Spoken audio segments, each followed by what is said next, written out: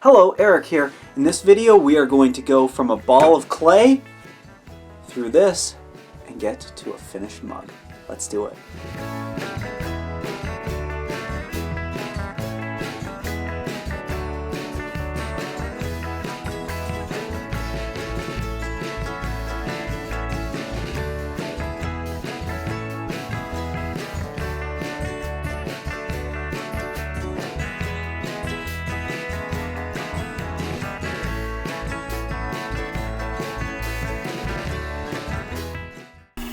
When I'm throwing a mug, I will put the clay in the center. I try and get it in a bit of a rounded shape while I'm kneading it. Put it right in the center of my bat, and I typically use around 20 ounces of clay, or 1 pound and a quarter.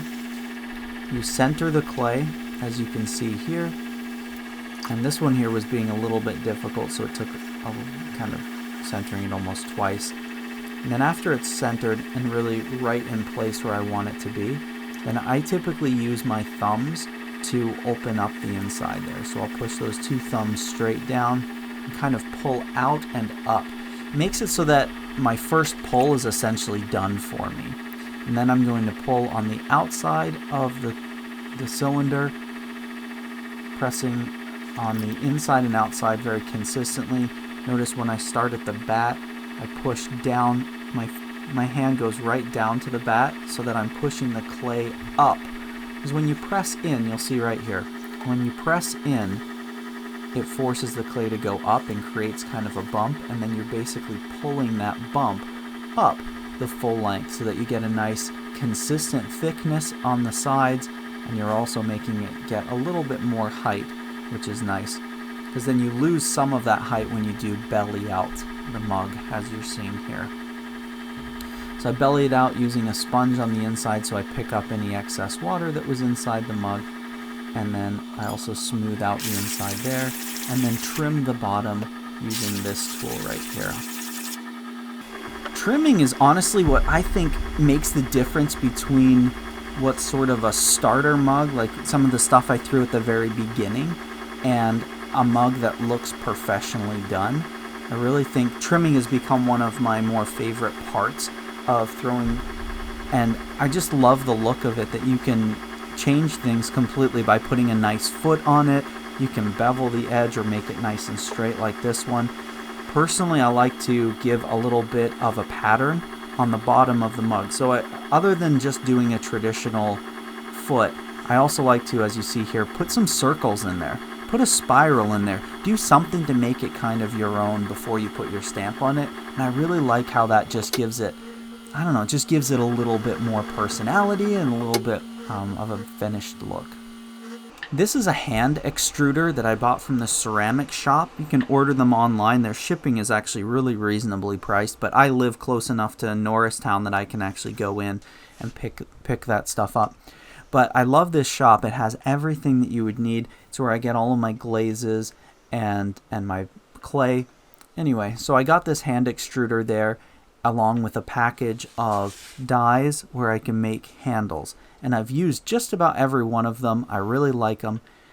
And this is basically the process here. I try and cut at least one extra handle, and I cut them at about 5 inches. And then I'll set them in this rounded shape to dry.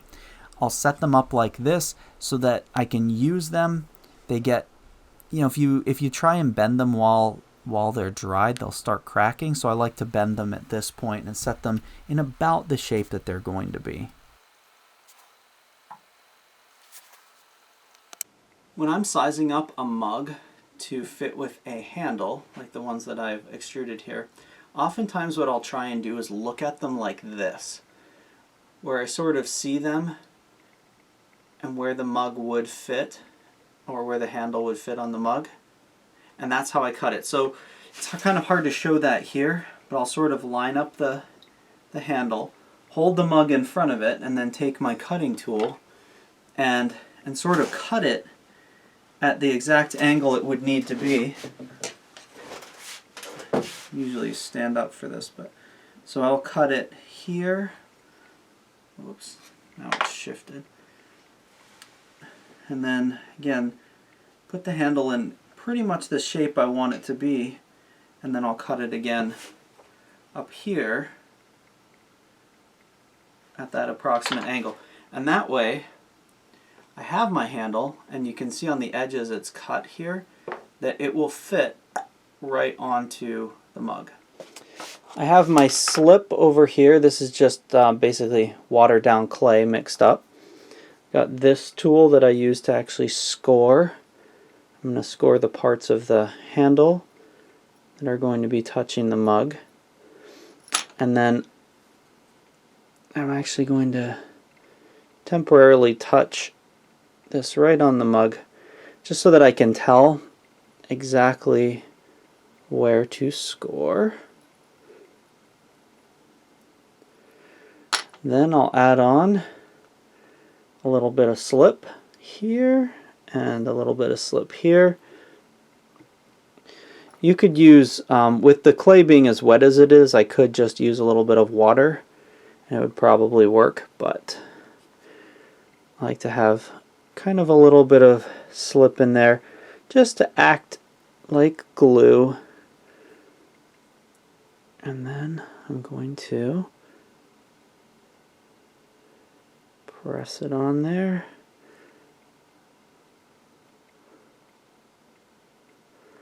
Make sure that it's nice and upright here, the way I want it to look, and press it on. Try and make it sure you can see in here. Press it in there. And when I'm not running the camera, I'll also set it down and kind of push opposite here so I can really press that handle against it. And to make sure you get a nice shape that sticks, what I'll often do is actually afterwards store it upside down, because I feel like the handles gravitate kind of into the position. The gravity will help it to sit right in that position that I want it to be. With businesses closed and people social distancing, I have lost access to where I usually kiln and glaze my pots, because I don't have a kiln here at my home. Maybe like some of you, kind of early potters, I have a wheel and some clay and that's it. So this video, which originally was going to be going from having mud to having a finished, not mud, going from having clay to having a finished mug, is now just going to be throwing the mug, making the handle, and attaching the handle. And I will have some videos later on of glazing and firing. I'll probably do those ones with Steve at the studio once it's opened again. So check the Dietrich Theater website for when those classes do start opening, and you can have a class with Steve, and if you come on the right day, maybe I'll be there too. I'm not there nearly as much as Steve is, because he's the resident artist, you know, at the Dietrich. So Steve and Amy do an amazing job at the Dietrich with their art program, and it's just fun. So go ahead and sign up for one of those classes for when they come back. While I have not had a kiln, I've also started doing some other things with my pottery. Once I throw a bowl, for example, I've been working on doing chattering on the edges just to give it a little bit more, kind of more dimension. I really like the look of that one. I also made some mugs that had chattering on the bottom and some carvings on the top, and I'll show you how to do all of that while we're kind of at home. I never really thought that I would carve into a mug. I thought, hey, that's a mug and it looks good the way it is, let's leave it. But then Dante on his channel showed a couple of different carving things, and I've adapted that, and I think it's really fun. So I'll show you some of that moving forward, and some chattering and how I've combined the two of them to make some really fun art. Also, we might do some hand building for people who maybe just have some clay at home and don't have access to a pottery wheel during this time where we're kind of isolated. And I know Steve and Amy are putting together some videos of just fun art projects that can be done at home, and we're going to try and do a couple of those as well. So although it hasn't been Two Guys Throwing Pots, this is the Two Guys Throwing Pots channel, and I hope that video was fun for you. Have a wonderful day.